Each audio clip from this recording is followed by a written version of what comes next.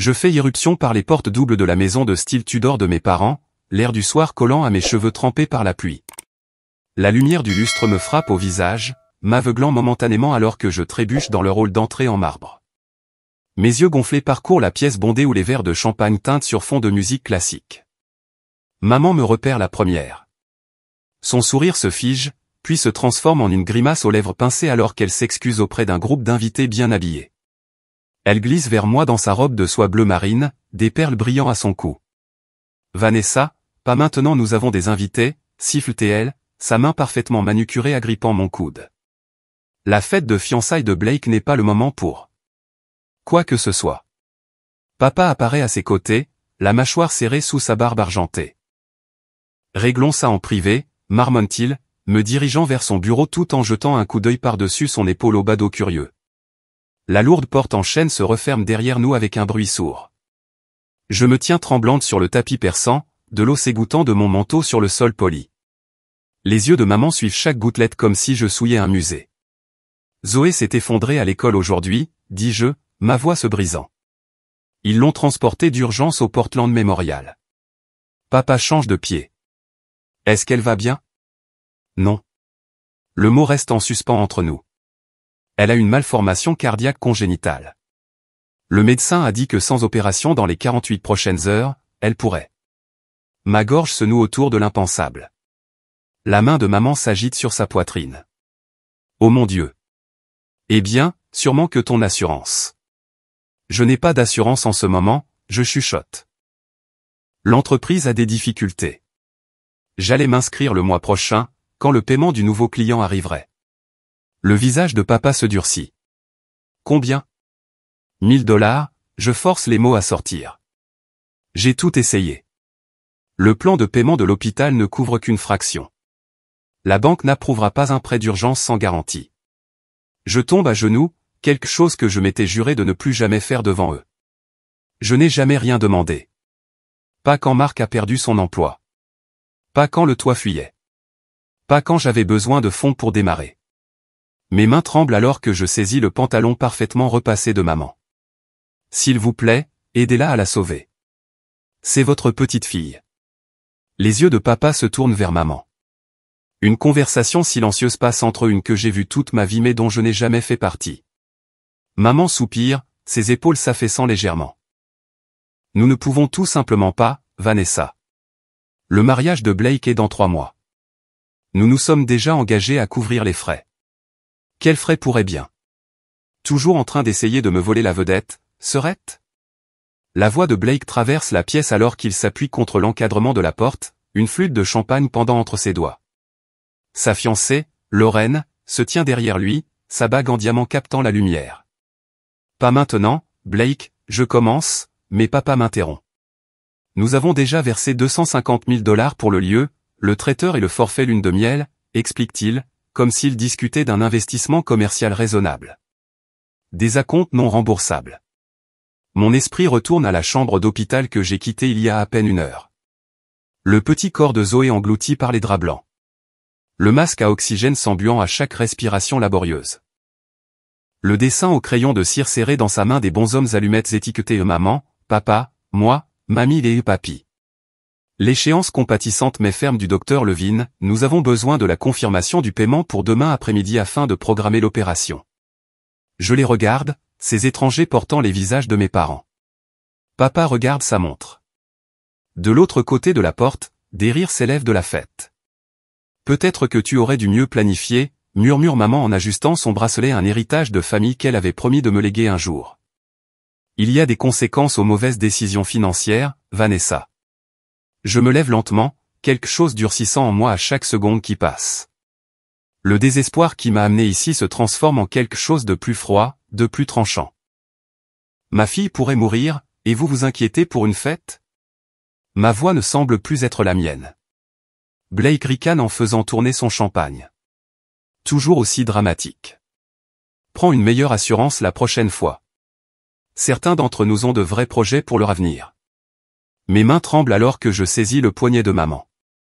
Je détache le bracelet en saphir, celui que grand-mère lui a donné, celui qu'elle agitait comme une récompense pour ma bonne conduite tout au long de mon enfance. Reprends-le, dis-je en le plaçant dans sa paume et en refermant ses doigts dessus. Je trouverai un autre moyen. Papa s'éclaircit la gorge. Vanessa, sois raisonnable. Je redresse la colonne vertébrale, les épaules en arrière, le menton levé. Je n'ai jamais vu les choses aussi clairement de ma vie.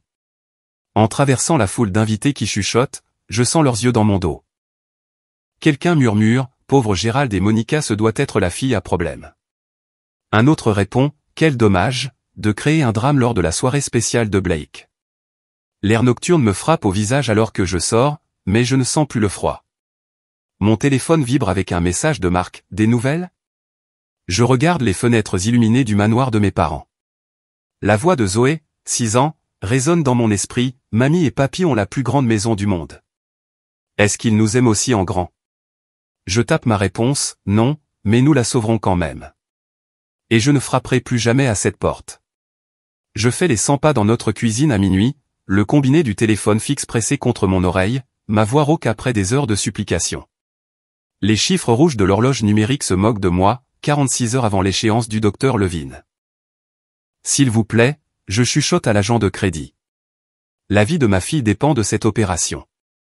Je suis désolé, Madame Winters. Sans garantie ou une meilleure cote de crédit. La ligne se coupe. Un autre rejet.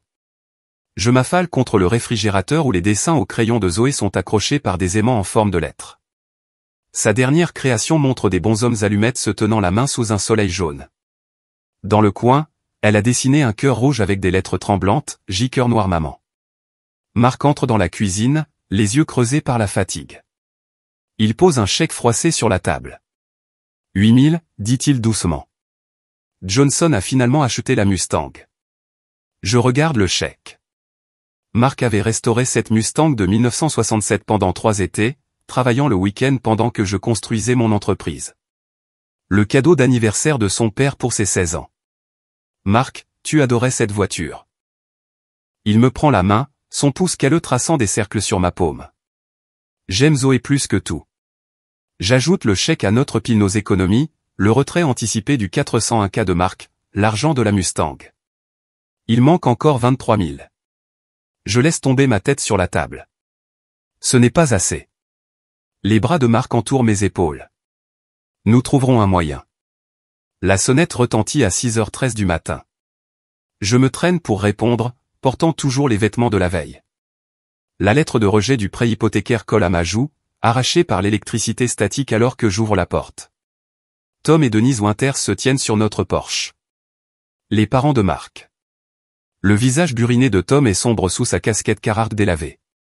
Denise serre un sac à main en cuir usé contre sa robe à fleurs. Tom. Denise. Ma voix se brise. Il est tôt. Tom s'éclaircit la gorge. Pouvons-nous entrer? Dans notre salon, il s'assoit maladroitement sur le bord du canapé. Les mains rudes de Tom tripotent sa casquette. Les yeux de Denise se posent sur la photo de Zoé sur la cheminée, un sourire édenté, des couettes blonds vénitiens. Marc sort de la chambre, la surprise se lisant sur son visage. Maman? Papa? Qu'est-ce que vous faites ici? Nous avons appris ce qui s'est passé, dit Tom, sa voix bourrue s'adoucissant. On a appelé ton portable 3 fois. La batterie était morte, marmonne Marc en passant une main dans ses cheveux en désordre. Denise cherche dans son sac à main. Comment va notre petite fille? Stable, je réponds, la terminologie médicale amère sur ma langue. Pour l'instant. Tom s'agite, ses bottes éraflant notre tapis usé. Nous avons eu le chalet dans le Montana. Je cligne des yeux, confuse. Le chalet leur rêve de retraite. Une structure d'une seule pièce sur 5 acres de forêt de pins que Tom a construite de ses propres mains il y a 20 ans. Et alors, demande Marc. Tom échange un regard avec Denise. On l'a vendu. On en a eu un bon prix. Vous avez fait quoi? La voix de Marc monte. Papa, ce chalet, c'était tout pour toi. Non, les yeux de Tom, du même brun profond que ceux de Marc, restent fixes. La famille, c'est tout. Denise ouvre son sac à main, en sort une enveloppe et la pose sur notre table basse. 38 000 $. La pièce se brouille alors que les larmes remplissent mes yeux. Je fixe l'enveloppe, incapable de bouger. Marc s'agenouille à côté de sa mère. Nous ne pouvons pas accepter ça. Vous le pouvez et vous le ferez, dit fermement Denise. C'est ce que fait la famille. La salle d'attente de l'hôpital sent l'antiseptique et le café brûlé. Je serre le lapin en peluche de Zoé, sa fourrure usée par des années de câlins nocturnes. L'opération a commencé il y a 3 heures. Les mains de Marc tremblent alors qu'il signe les derniers formulaires financiers. L'administratrice de l'hôpital hoche la tête, satisfaite de notre paiement rafistolé. 8 000 de nous. 38 000 de Tom et Denise. Moins de 48 heures après le refus de mes parents. Tom et Denise sont assis en face de nous, un thermos de soupe maison entre eux. Ils ont à peine parlé depuis leur arrivée, s'installant simplement pour la longue attente avec une détermination tranquille. La 10e heure passe. Puis la 12e. La 14e. Quand le docteur Levine sort enfin, le bonnet chirurgical toujours sur la tête, mon cœur s'arrête. Ses yeux fatigués se plissent. Elle va s'en sortir. Mon téléphone vibre une semaine plus tard. Un message de Blake, maman veut savoir si Zoé a survécu. Aussi, tu as semé le trouble à mon dîner de fiançailles. Je fixe l'écran. Un autre message arrive, papa a dit au Hamilton que tu étais trop irresponsable pour te permettre une assurance correcte. L'icône de ma messagerie vocale clignote. La voix de Gérald remplit mon oreille, vos actions nuisent à la réputation de cette famille. Je le supprime sans écouter le reste. Le courrier arrive cet après-midi-là. Une enveloppe crème, un gaufrage doré. L'invitation au mariage de Blake et Lorraine, adressée uniquement à Vanessa. Aucune mention de Zoé. Aucune mention de Marc.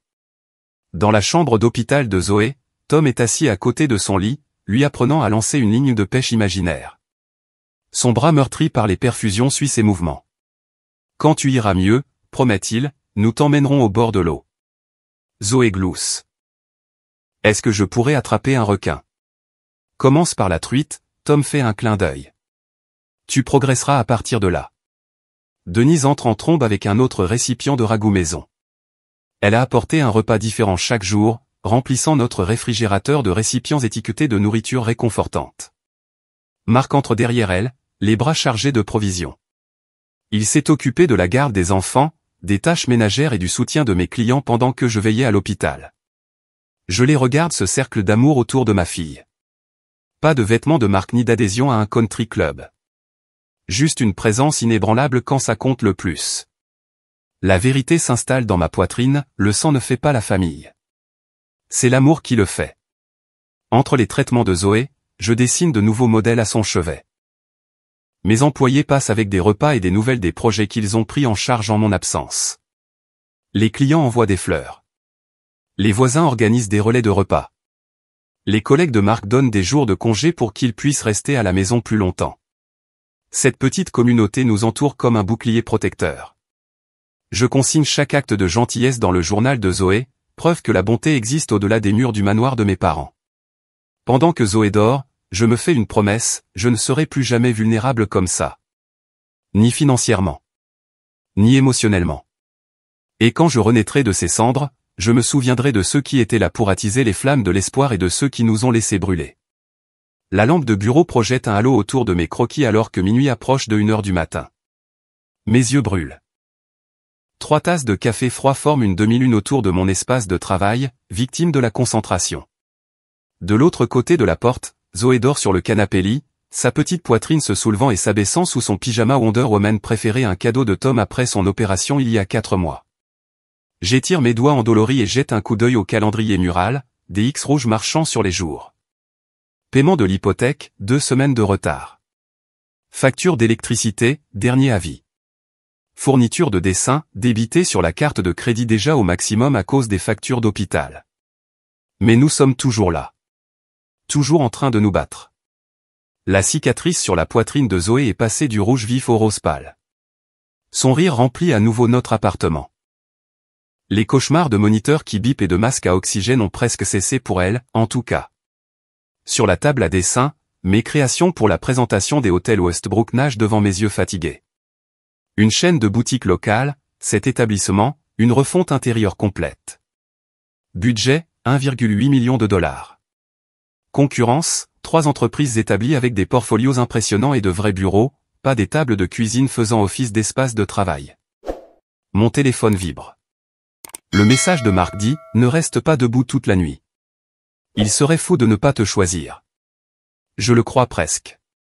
Tu as l'air d'en avoir plus besoin que moi, dit Denise en me tendant une tasse de café de voyage le lendemain matin. Elle et Tom sont arrivés à l'aube, prêts à jouer les grands-parents pendant que je me prépare pour la plus grande présentation de ma carrière. Tom est déjà par terre avec Zoé, l'aidant à construire un fort avec des coussins de canapé. Son arthrite doit le faire souffrir, mais il ne dirait jamais un mot. Et si je rate tout, je chuchote à Denise, ma voix s'étranglant. Ses mains burinées encadrent mon visage. Alors tu trouveras une autre opportunité. Mais tu ne rateras pas tout. Elle redresse le col de mon blazer. Tu me rappelles le cornouiller devant notre première maison. Une tempête l'a couché sur le côté, mais il a repoussé plus fort. Sous un angle différent, mais encore plus beau. Tom lève les yeux du fort. Épate-les, ma grande. Zoé se précipite, s'enroulant autour de mes jambes. Fais de jolis bâtiments, maman. Je m'agenouille, tenant ses petites épaules. Je serai de retour avant le dîner. Papy prépare ses fameux spaghettis, dit-elle avec une importance solennelle. Je lui embrasse le front, respire son odeur de petite fille de shampoing à la fraise et de pâte à modeler, et me lève pour affronter la journée. La salle de conférence des hôtels Westbrook intimide avec son mur de fenêtres donnant sur le centre-ville de Portland. 5 cadres en costume sur mesure examinent mon modeste portfolio pendant que j'installe ma présentation. Mes mains tremblent légèrement alors que je dispose des échantillons de matériaux sur la table brillante. Madame Winters, commence le PDG, votre entreprise est considérablement plus petite que les autres que nous envisageons. Il jette un coup d'œil à ma proposition. En fait, je ne vois aucune preuve d'une entreprise. Juste vous? La pièce se refroidit de 10 degrés. Je me force à croiser son regard. Actuellement, oui. Mais ça va changer. Un silence sceptique s'installe dans la pièce. Je prends une profonde inspiration et commence. Les hôtels ne sont pas seulement des endroits pour dormir, dis-je en dévoilant mes panneaux de concept. Ce sont des lieux où les gens se réfugient lors des moments les plus importants de la vie, la première nuit de lune de miel, les réunions de famille, les triomphes professionnels, parfois même le deuil. Le téléphone de la directrice du marketing vibre. Elle y jette un œil, rejette la notification. Je continue malgré le sentiment de naufrage dans mon estomac. La différence entre un séjour oubliable et un séjour mémorable n'est pas le nombre de fils au pouce carré ou la taille du hall. C'est de savoir si un espace donne l'impression d'avoir été créé pour des humains ou pour des photographies. Je dévoile mes créations pièce par pièce, des espaces avec des coins lecture secrets, des suites familiales avec des touches attentionnées pour les enfants, des chambres d'affaires avec un éclairage réglable qui combat la fatigue du décalage horaire. Le directeur financier regarde sa montre. C'est le moment de jouer ma dernière carte. Je sors des photos du chalet de Tom et Denise avant et après ma rénovation. L'année dernière, mes beaux-parents ont vendu leur chalet pour aider à payer l'opération du cœur de ma fille après que mes parents ont refusé d'aider. Quand ma fille s'est rétablie, j'ai redessiné leur nouvelle maison en guise de remerciement. La pièce se tait. Même le directeur financier lève les yeux. Je n'ai pas seulement remplacé ce qu'ils avaient perdu. J'ai construit ce qu'ils méritaient, un espace qui honore qui ils sont. Je montre les détails, le rangement sur mesure pour les cannes à pêche, l'îlot de cuisine dimensionné pour la préparation des tartes de Denise, le siège de fenêtre parfaitement orienté pour l'observation des oiseaux de Tom. C'est ce que je fais. Je crée des espaces qui se souviennent des humains qui les habitent. Le PDG se penche en avant. Pourquoi méritez-vous ce contrat, Madame Winters? La question reste en suspens. Je pense à Zoé dans son lit d'hôpital. À Tom avec ses forts de coussins. À Marc vendant sa Mustang de collection sans hésitation. Parce que j'ai appris ce qui compte, je réponds simplement. Et ce n'est pas ce que la plupart des gens pensent. La notification sonne alors que je fais la vaisselle 3 jours plus tard. Marc s'arrête au milieu d'une phrase, observant mon visage alors que je vérifie mon téléphone. Les hôtels Westbrook ont le plaisir de vous informer. Ont accepté votre proposition. Livraison du contrat demain. 1,8 million de dollars pour la phase initiale. Le téléphone glisse de mes doigts. Marc le rattrape, lit l'écran et pousse un cri de joie qui fait accourir Zoé de sa chambre. Il me soulève du sol, me faisant tourner en rond pendant que je sanglote et ris simultanément. Zoé danse autour de nous, prise dans notre jubilation sans en comprendre la source. On l'a fait, je souffle dans l'épaule de Marc. On l'a vraiment fait. 6 mois plus tard, je me tiens dans l'embrasure de mon vrai bureau. Pas un coin du salon. Pas un bureau emprunté dans l'immeuble de quelqu'un d'autre. Winters Design Studio gravé en verre dépoli sur la porte. Derrière moi, 3 designers travaillent à leur poste. L'expansion de Seattle ouvre le mois prochain. 4 autres embauches sont en attente. Mon téléphone vibre avec un message de Blake, j'ai entendu parler de ton succès. Maman et papa parlent de te recontacter. Je pensais que tu devais le savoir. Je le supprime sans répondre. Un paquet est posé sur mon bureau. À l'intérieur, une photo encadrée de Tom, Denise, Marc, Zoé et moi sur le porche de leur nouveau chalet, 2 fois plus grand que celui qu'ils ont sacrifié. Mon premier achat important après le contrat Westbrook. Un autre message arrive, papa demande des informations sur une opportunité d'investissement familial. Pour info. Je souris en pensant à l'interview que j'ai donnée hier au magazine. Le journaliste semblait particulièrement intéressé par la façon dont j'ai construit mon entreprise sans soutien familial. Le téléphone sonne, mon assistante m'informe que l'entrepreneur de Seattle est sur la ligne 1. Prenez un message, je lui dis. Je rentre tôt à la maison pour la fête d'anniversaire de ma fille.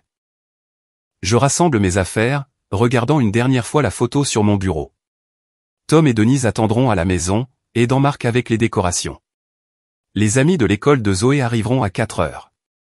Ses vrais grands-parents, comme elle les appelle, ont prévu une chasse au trésor dans le jardin. Plus tard, une fois le gâteau mangé et les cadeaux ouverts, Marc me trouve sur les marches du porche. « Tout va bien ?» demande-t-il en s'asseyant à côté de moi. Je regarde notre maison, remplie de rire et de lumière. Les personnes qui se sont présentées quand ça comptait le plus. Nous avons construit ça ensemble, je lui dis en lui prenant la main. Nous tous. Mon téléphone vibre contre le comptoir en marbre de ma cuisine. Une notification de LinkedIn. Je l'ouvre, puis me fige. Le voilà, mon visage me fixant depuis la couverture numérique du magazine Entrepreneur. Le titre dit « Renaître des cendres, comment une tragédie a déclenché une révolution du design ».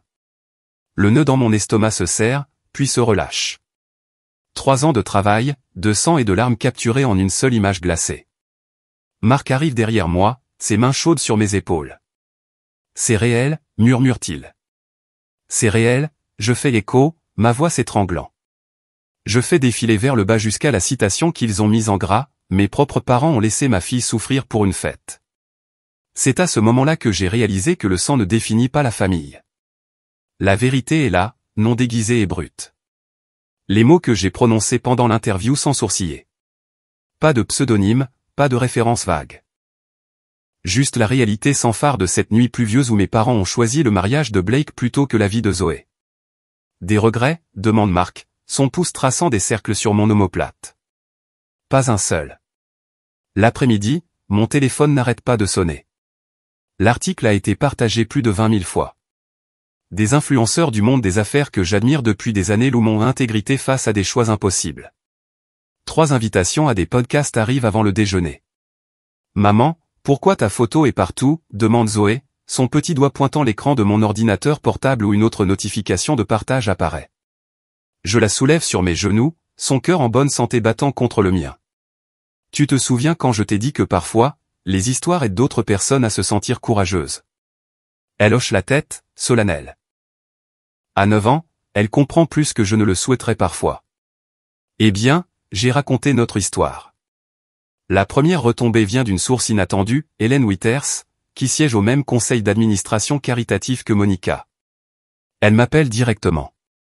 Je ne sais pas si je devrais vous dire ça, commence-t-elle, la voix basse comme si quelqu'un pouvait l'entendre. Les Palmer ne sont pas venus à la collecte de fonds du printemps. Gérald a prétendu qu'ils avaient un autre engagement, mais Elisabeth les a vus arriver au country club, puis faire demi-tour et repartir quand ils ont aperçu les Henderson. Je ne dis rien, la laissant continuer. La rumeur dit que leur magasin de meubles a perdu 3 comptes d'entreprise le mois dernier. Les gens parlent, Vanessa. Et après cet article. Je la remercie pour l'appel, gardant une voix neutre. Mais après avoir raccroché, je ne ressens pas la vague de satisfaction que j'avais imaginée. Juste une sorte d'achèvement creux, comme tourner la dernière page d'un livre que l'on attend de finir depuis des années. Un message de Lorraine, la femme de Blake depuis 2 ans, arrive ensuite, je viens de lire ton histoire. Blake ne me l'a jamais dit. Est-ce vraiment vrai? 2 jours plus tard, alors que j'examine les plans de notre expansion à Denver, mon assistante m'interrompt avec des nouvelles du cousin de Mark qui travaille dans le cabinet de Blake. Il n'a pas eu la promotion, dit-elle, les yeux écarquillés. Apparemment, son patron a lu l'article et a remis en question son caractère et son jugement. Blake a piqué une crise, t'accusant de le saboter. Je regarde mon bureau en pleine croissance, l'équipe de 16 designers travaillant à leur poste, le mur de récompense pour nos conceptions d'établissements de santé, la déclaration de mission encadrée sur la création d'espaces qui guérissent. Rien de tout cela n'a été construit sur la vengeance. Tout a été construit sur les fondations que la crise a révélées.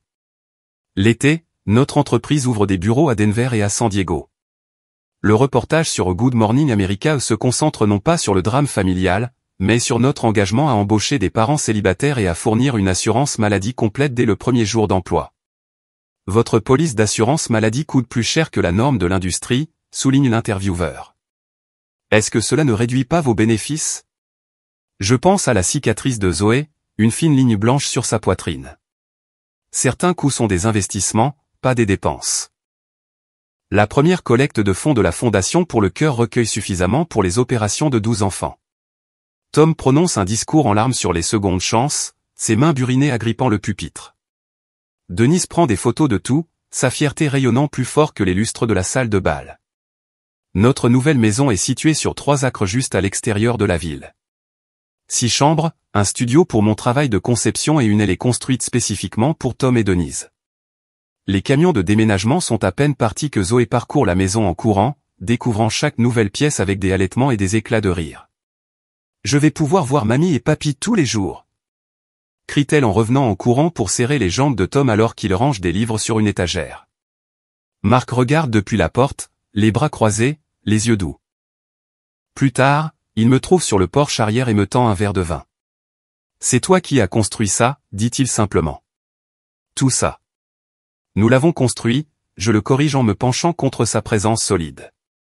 La nouvelle concernant Blake arrive par Lorraine elle-même, debout à la porte de mon bureau sans rendez-vous. J'ai demandé le divorce hier, déclare-t-elle en tournant la bague en diamant à son doigt. Après avoir lu votre article, j'ai commencé à voir les choses différemment. La façon dont il parlait de ses collègues, son mépris pour toute personne en difficulté. Puis j'ai trouvé des messages à une serveuse. Elle secoue la tête. Votre histoire m'a donné du courage. 1 mois plus tard, un bulletin d'information économique rapporte que Palmer Furnishing a déposé son bilan. Le lendemain, un ami agent immobilier m'envoie une photo des fenêtres illuminées du manoir de mes parents, avec son hall en marbre et son lustre en cristal. Le prix demandé est loin de sa valeur. Saisi, lit-on dans l'objet. Je supprime l'email sans l'ouvrir. Les messages vocaux commencent en octobre. D'abord de Monica, sa voix tendue et contrôlée malgré les circonstances. Puis de Gérald, moins calme à chaque message. J'écoute chacun d'eux une fois, puis je les efface, regardant les notifications disparaître une par une. Jusqu'au dernier, laissé à 23h47 un mardi. Vanessa, s'il te plaît, la voix de Gérald se brise. Nous n'avons nulle part où nous tourner. Je l'écoute 2 fois. L'homme qui regardait sa montre pendant que je suppliais pour la vie de ma fille, suppliant maintenant pour mon attention. Je pose le téléphone et me dirige vers la fenêtre, regardant les feuilles d'automne tomber en spirale sur le sol. Mon doigt plane sur le bouton de rappel. La lumière du soleil traverse les fenêtres du sol au plafond de mon bureau, projetant de longues ombres sur le marbre italien. J'ajuste la valise en cuir noir sur mon bureau, la centrant parfaitement entre le presse-papier en cristal et mon stylo Mont Blanc. Le poids de ce qu'elle contient ne correspond pas à son extérieur élégant. Mademoiselle Winters? La voix de mon assistante passe par l'interphone. Vos parents sont arrivés. Faites-les entrer. Ma voix semble plus stable que je ne le ressens. Les portes doubles s'ouvrent, et je reconnais à peine les 2 personnes qui entrent. Les cheveux argentés de papa se sont raréfiés, ses épaules voûtées sous son blazer de grand magasin à bas prix. Maman serre son sac à main de contrefaçon, son maquillage autrefois parfait appliqué d'une main tremblante. Leurs yeux parcourent mon bureau admirant les meubles minimalistes, la vue sur le centre-ville de Portland, la preuve de tout ce qu'ils ne sont plus. Merci de nous recevoir, Vanessa. Papa essaie sa voix de salle de réunion, mais elle se fissure sur les bords. Tu as plutôt bien réussi. Maman hoche la tête trop rapidement. L'article du magazine était charmant. Je leur fais signe de s'asseoir sur les chaises en face de mon bureau. Ils s'assoient à l'unisson, la chorégraphie des désespérés. Papa s'éclaircit la gorge, se penchant en avant les mains jointes, la même posture qu'il utilisait pour négocier avec les fournisseurs. La famille devrait se serrer les coudes dans les moments difficiles. Nous avons des problèmes, ma chérie. La voix de maman vacille. La banque saisit la maison. Nous devons près d'1 million de dollars. L'économie n'a pas été tendre avec les magasins de meubles traditionnels. Les yeux de papa se fixent sur un point juste derrière mon épaule. Les détaillants en ligne ont tout changé. Ton succès est remarquable, ajoute maman, forçant la gaieté dans son ton. Nous avons toujours su que tu avais du potentiel. Le compliment répété reste en suspens entre nous. Si seulement tu avais expliqué à quel point l'état de Zoé était grave, dit papa, sa voix baissant pour un murmure conspirateur, nous aurions peut-être mieux compris. C'est arrivé si vite, et avec les fiançailles de Blake ce soir-là. Mon regard se déplace vers les photographies encadrées sur mon bureau.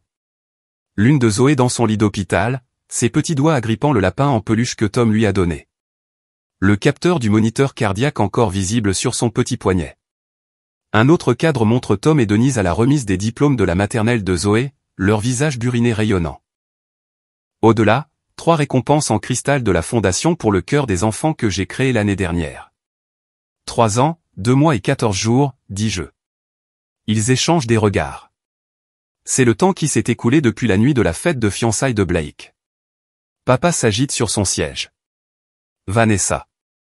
Il pleuvait. Je suis venu chez vous tremper. Mes chaussures grinçaient sur votre sol en marbre. Ma voix reste calme, factuelle. Maman, tu as dit, nous ne pouvons tout simplement pas, Vanessa. Le mariage de Blake est dans 3 mois. Son visage pâlit. Je ne pense pas que ce soit mes mots exacts. Papa, tu as expliqué que tu avais déjà dépensé 250 000 $ pour le mariage de Blake. Des acomptes non remboursables. Sa mâchoire se serre. Maintenant, ce n'est pas je prends mon téléphone, tapotant l'écran avant de le poser sur le bureau. La voix de Gérald remplit la pièce, Vanessa, tes décisions financières irresponsables ne sont pas notre problème. Blake gère son argent correctement. Peut-être devrais-tu prendre des notes au lieu de demander l'aumône. Cela nuit à la réputation de cette famille. L'enregistrement se termine. Le silence s'étire entre nous. Avez-vous une seule fois rendu visite à Zoé à l'hôpital, je demande. Les yeux de maman tombent sur ses genoux. La gorge de papa travaille silencieusement. Les parents de Marc ont vendu leur chalet, leur rêve de retraite pour aider à sauver leur petite fille. Tom est resté dans cette salle d'attente pendant 14 heures d'affilée. Denise a appris à changer les pansements de Zoé et à surveiller ses médicaments. Ils se sont présentés. Je me lève, les paumes à plat sur la surface froide de mon bureau. Savez-vous ce que Zoé m'a demandé après son rétablissement? Pourquoi mamie et papy ne m'aiment-ils pas comme mamie Denise et papy Tom?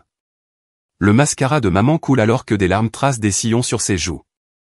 Avec des mains stables, je fais glisser la valise sur le bureau vers eux. Prenez-la, dis-je. Et partez. À partir de ce moment, je ne suis plus votre fille. Les doigts de papa tremblent alors qu'il ouvre la valise. À l'intérieur, des liasses de billets bien rangés remplissent chaque recoin. 1 000 $, je leur dis. Exactement ce dont vous avez besoin. Pas un centime de plus. Vanessa, commence maman. Ce n'est pas le pardon, je la coupe. C'est la liberté. La mienne. Il se lève lentement, papa agrippant la valise comme une bouée de sauvetage. Leur reflet se déforme dans le marbre poli alors qu'ils se dirigent vers la porte, les épaules courbées sous le poids de leur honte. Quand les portes se referment derrière eux, je reste debout jusqu'à ce que le soleil plonge sous l'horizon, peignant mon bureau d'ambre et d'ombre. Mes doigts effleurent la photo de Zoé, puis celle de Tom et Denise. Pendant des années, j'ai porté le poids de leur rejet comme des pierres dans mes poches, me tirant vers le bas. Plus maintenant. C'est enfin terminé, je chuchote à la pièce vide. Et pour la première fois depuis cette nuit pluvieuse, je ressens la vérité de ces mots jusqu'à la moelle. Ce n'est pas un poids qui se lève, c'est une chaîne qui se brise. Je regarde Tom retourner les hamburgers sur le grill, ses mains burinées guidant celle plus petite de Zoé sur la spatule. Elle pousse des cris de joie alors que les flammes jaillissent lorsque le steak tourne. « C'est ça, ma grande.